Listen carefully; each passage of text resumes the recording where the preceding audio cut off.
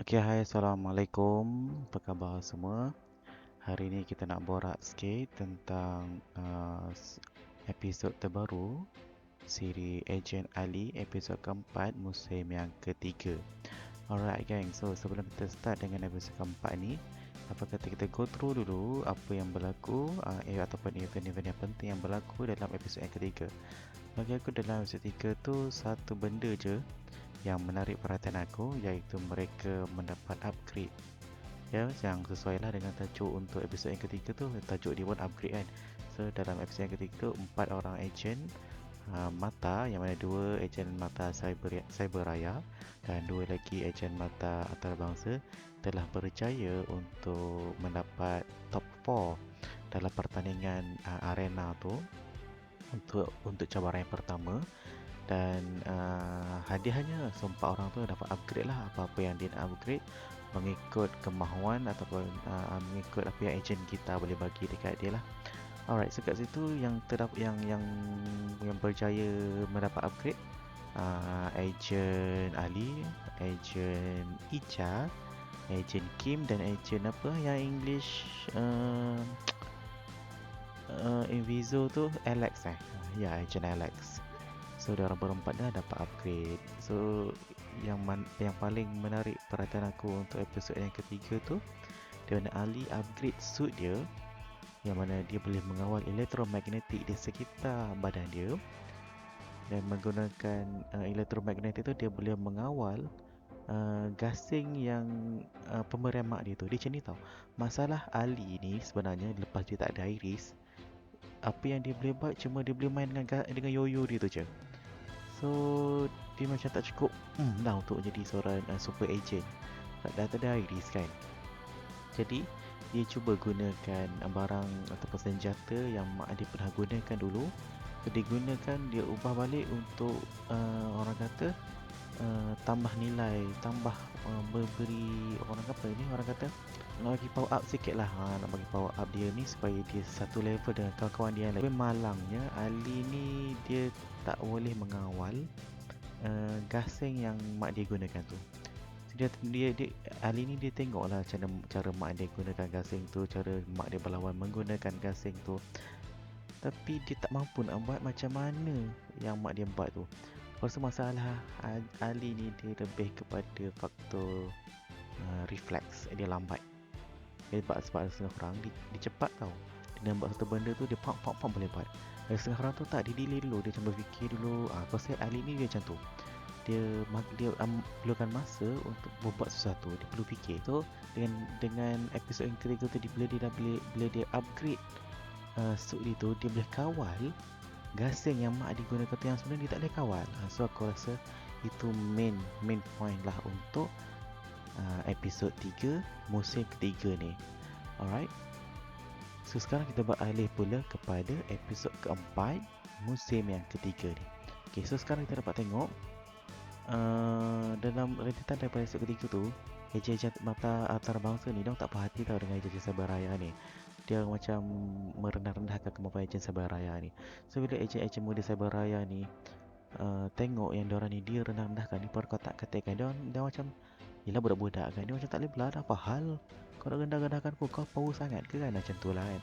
So apa yang berlaku dalam satu pertandingan arena ni, diorang bergaduh sesama sendiri. So kat situ kita dapat tengok macam mana ejen-ejen muda Cyberraya ni berlawan sesama sendiri dengan ejen-ejen muda antarabangsa, yang mana benda tu tak sepatutnya berlaku. Diorang ada mission dalam pertandingan tu, diorang ada misi yang perlu diselesaikan. Tapi malangnya diorang bergaduh sesama sendiri. Saya geram, budak-budak kan yang geram. So bila ejen-ejen mentor ni, Karya, Gita, Bakar dan lagi seorang ejen Neuro tu saya lupa nama dia. So bila ejen-ejen mentor ni tengok keadaan dah huru-hara dekat arena tu, diorang pun mula campur tangan. Tapi dalam ejen-ejen muda ni, ejen muda antarabangsa dengan ejen muda Cyberraya ni, diorang bukannya semuanya nak gaduh tau. Contohnya macam ejen-ejen muda antarabangsa, Alex, Sam dengan siapa nama yang Indonesia ni, seorang Indonesia tu yang combat tu, yang pakai kerambit tu kan, dia orang bertiga je yang beria nak lawannya. Ejen Kim dia tak nak lawan pun. Ejen Kim ni pakai dia sangat friendly, dia mesra, dia baik. So So sama juga macam ejen-ejen muda Sebaraya ni, yang beria nak lawan yang lain-lain tu macam Ali dengan Icha, dia tak nak lawan pun. Dia macam tak kisah pun dengan apa yang ejen atau bahasa tu buat, janji dia orang fokus dengan arena ni. So bila itu kita kembali ke arena. So bila mentor-mentor ni tengok keadaan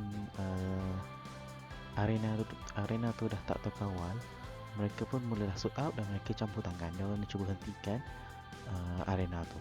Tapi malangnya ejen-ejen muda Sebaraya dengan ejen muda antarabangsa ni, dia orang tak nak hentikan pertarungan tu. Dia tak nak hentikan arena tu. Dia masih berlawan. Maksudnya dia orang melawan dengan mentor dia sendiri. So sekarang dia ada 2 mission. Satu mission dia kena selesaikan mission yang dia orang dah dapat, dan lagi satu dia orang kena menghadap ni 4 orang mentor ni. Okay, so kat setelah cabaran ni berlaku, tapi apa yang berlaku kita dapat tengok 3 orang yang aku cakap tadi, Ali, Icha dengan Kim, dia orang bertiga ni tak nak, dia orang fokus kepada mission.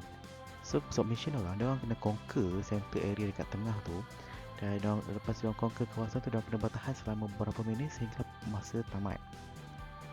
Tapi bila dia orang bergaduh sesama sendiri, kawasan tu dah tak dijaga. So apa yang berlaku, 3 orang ni kita dapat tengok macam mana kombinasi antara Icha, Ali dengan Kim, dia orang berganding bahu untuk meneruskan mission tu. Atau dia orang buat 2 benda tau. Satu, dia orang cuba hentikan perkelahian antara ejen antarabangsa dengan ejen Sebaraya. Dan yang kedua, dia orang cuba jaga central point yang mana objektif untuk mission dia orang tu.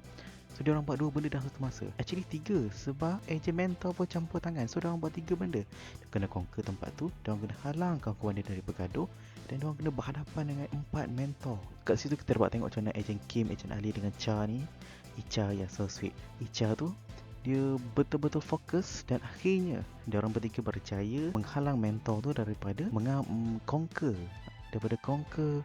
kawasan tengah tu, dan pada sama dia orang berjaya menghalang kawan-kawan dia dan terus bergaduh. Actually kawan-kawan dia tu bukannya Ali berjaya menghalang mereka, dia orang semua dah pengsan sebab kena kita dengan mentor-mentor tu. So dia orang bertiga ni yang berjaya untuk survive sampai ke masa habis. So kat situ untuk ending cerita kita dapat tengok lah sebenarnya dalam ejen-ejen muda ni, dia ada 2 side tau. Actually dia ada 3 side. Satu side yang tak kisah, satu side yang betul-betul kisah dengan event ni, satu side lagi dia just nak kacau-kacau. Dia tak ada objektif pun macam ejen Sam tu. Dia objektif dia nak menang, tapi dia menang dengan cara yang salah. Dia nak kacau arena tu. So kat sini kita dapat tengok betapa ejen-ejen muda ni, dia sebenarnya ada bakat, tapi dia kurang pengalaman berbanding dengan mentor ataupun ketua teras. Dia orang ni dah banyak tak mission, dia orang dah banyak dia banyak pengalaman lah. So pengalaman tu mematangkan ejen-ejen mentor dengan ketua teras ni. Berbeza dengan ejen-ejen muda ni, dia orang tak banyak mission lagi. Kalau kau nak compare tim Icha, Ali dengan Bakar, so dia orang selalu bertiga selalu mission kan. So nak compare dia orang bertiga ni dengan ejen-ejen muda yang lain, jauh beza tau. Sebab dalam series ni dia orang tak highlightkan sangat mission-mission ejen lain, dia orang cuma highlightkan mission-mission yang Ali ada. So kat situ kita dapat tengok Ali terdedah dengan banyak mission.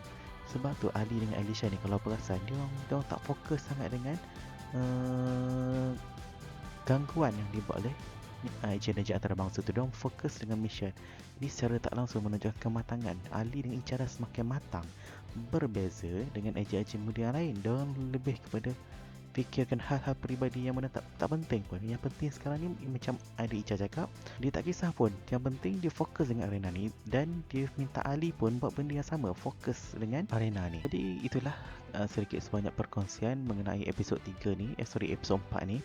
Bagi aku episod 4 ni memang goosebump juga lah. Sebab kita dapat tengok koordinasi antara Icha dengan weapon baru dia yang dah di-upgrade. Kita dapat tengok juga macam mana ejen Kim yang dia tak kisah pun antarabangsa ke Sebaraya ke, tapi dia boleh collab dengan ejen-ejen Sebaraya. Dan kita dapat tengok ini dia macam mana Ali menggunakan upgrade baru suit dia tu. Dia bukan saja boleh mengawal gasing pemberian mak dia tu dengan baik, malah dengan menggunakan elektromagnetik yang dihasilkan oleh suit dia tu, dia boleh mengawal logam di sekitar kawasan dia. Tapi itu masih misteri, dia tak ada gambar yang jelas. Apa yang kita boleh tengok dalam episod kali ini, dia macam ahli berjaya untuk stopkan pergerakan dua robot mata tu daripada menyerang dia. So dia macam kalau korang layan cerita One Piece kan, apa tu, Eustace Captain Kid, kuasa dia lebih kurang sama macam Eustace tu, dia boleh mengawal logam. Tapi Ali ni dengan elektromagnetik yang ada di sekitar kawasan dia, dia macam boleh berbeza dengan Ali ni. Dia bukan boleh mengawal logam, aku rasa dia macam boleh mengawal barang-barang elektrik ataupun elektronik di sekitar kawasan dia. Tapi ni cuma teori je lah, cuma sebab kalau kita tengok ahli ni dia boleh mengawal gelombang elektromagnetik di sekitar kawasan dia. Yang mana kita tahu elektromagnet ni memang sensitif dengan besi dan logam dan sebagainya. Jadi aku rasa upgrade baru ahli tu lebih kurang macam Eustace Captain Kid lah, yang mana dia boleh mengawal logam atau elektromagnet ataupun apa ni, elektrik atau elektronik di sekitar kawasan dia. Jadi aku tak sabar nak tunggu macam apa yang berlaku untuk episod 5, pasal musim kali ni memang hype dia semacam. Okay, so itu saja perkongsian aku, pendapat aku untuk movie kali ini. Kalau korang suka dengan ulasan aku ni, jangan lupa untuk like, share dan subscribe channel ni. Okay, Assalamualaikum.